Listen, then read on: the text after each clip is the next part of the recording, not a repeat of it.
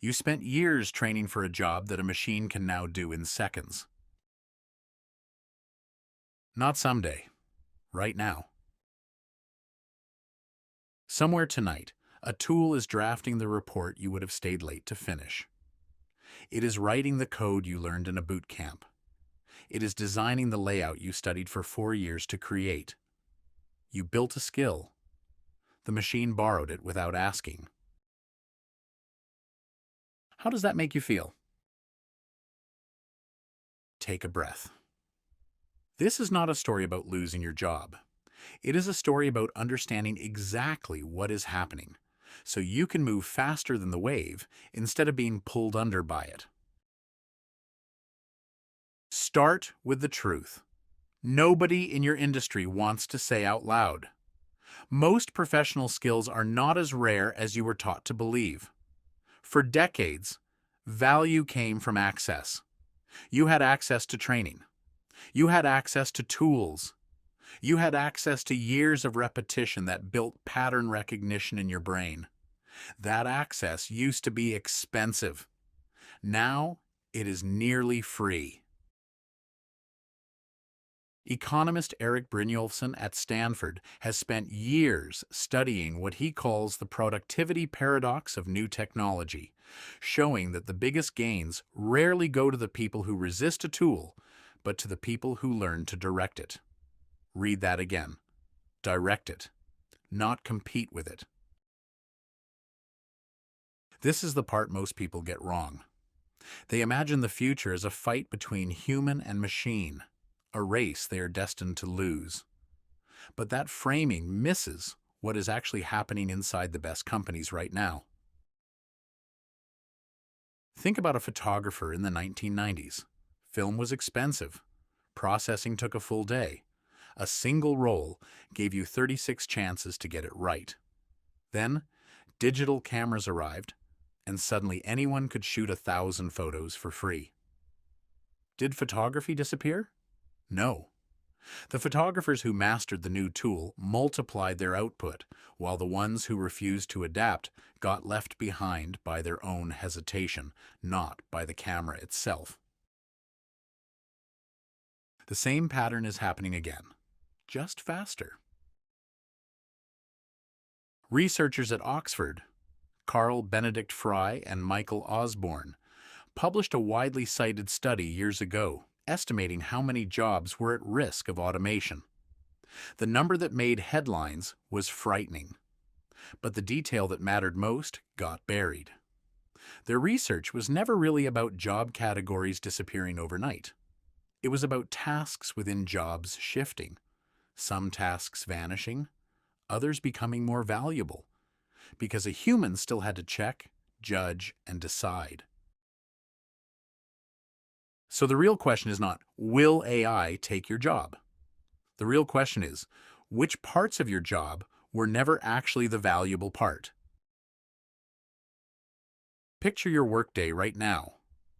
Some of it is thinking, deciding, solving a problem nobody has solved before, understanding what a client actually needs, even when they cannot explain it clearly. That part is hard to automate. Now picture the other half of your day.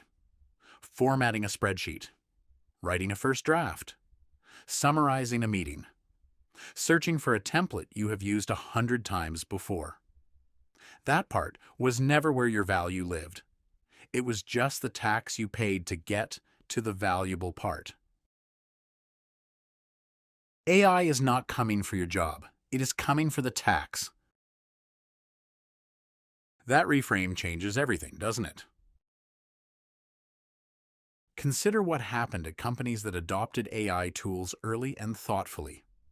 MIT economist Darren Acemoglu, who has published extensively on automation and labor markets, has warned that the outcome depends heavily on how a technology gets deployed, not just that it exists. In workplaces where leaders used AI to strip out the repetitive tasks and hand employees more decision-making work, output rose, and so did job satisfaction. In workplaces where leaders used AI purely to cut headcount, morale collapsed, and quality dropped within a year. Same technology. Opposite outcomes. The difference was never the tool. It was the strategy behind the tool. This is why you cannot afford to wait and see. Waiting is a strategy too, just a passive one, and passive strategies rarely age well. So what does an active strategy actually look like? First, separate your job into two lists. List 1. Tasks that require your judgment, relationships, taste, or lived experience. List 2. Tasks that are repeatable, rules-based, and pattern-driven. Almost everyone discovers List 2 is longer than they expected. Second, for every item on List 2, ask a simple question. Could a tool draft this so I only have to review it? Not replace your thinking, just remove the blank page. A writer who used to spend 2 hours starting a report can now spend 15 minutes reviewing a draft and 45 minutes actually improving it, tightening the argument, adding the insight only a human with real context could add. The output gets better and faster at the same time. That is not a small win. That is the entire game. Third, invest your reclaimed hours back into List 1, the part of your job a machine still cannot fake. Deeper client relationships, sharper strategic thinking, the kind of judgment that comes only from years of pattern recognition, the very thing you were building all along, just aimed at a higher target now instead of a lower one.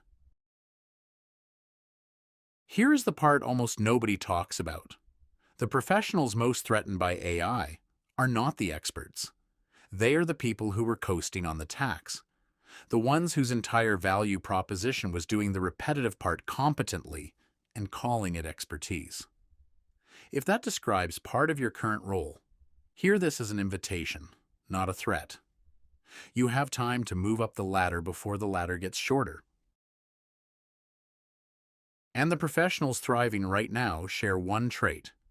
They stopped asking whether to use the tool and started asking how to use it better than everyone else in their field. A designer who treats an AI image generator as a junior assistant, sketching 10 directions in the time it used to take to sketch one, then applies 15 years of taste to pick and refine the best one. A project manager who lets a tool draft the status update, then spends the saved time actually solving the blocker the update was hiding. Same title, same industry, a completely different trajectory. There is a reason this shift feels uncomfortable, and it is worth naming honestly. Your identity was probably built around your skill, not just your output. Letting a tool touch the work can feel like letting a stranger touch your reputation. But identity built only around a task is fragile by design, because tasks change.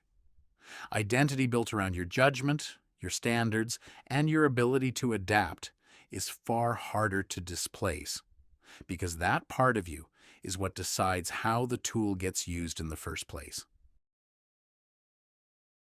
So, where do you actually start this week? Pick one repetitive task you do at least 3 times a week. Just one.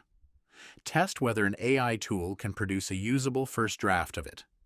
Not a perfect draft, a usable one. Measure the time you save. Reinvest that time immediately into the part of your job that requires your judgment. Do this for 30 days and track the difference, because most people overestimate what changes in a day and underestimate what changes in a month. You will not become obsolete by learning to direct these tools. You become obsolete by refusing to learn what they can already do and letting someone else in your field learn it first. The machine can write the report. It can generate the layout. It can draft the code. But it cannot decide what your client actually needs before they know how to ask for it. It cannot bring 15 years of pattern recognition into a single sharp judgment call. It cannot want the work to be better, only faster. That wanting, that judgment, that taste has always been the actual job. The rest was just the tax. You spent years training for a job that a machine can now do in seconds. Turns out, that was never the job worth having in the first place.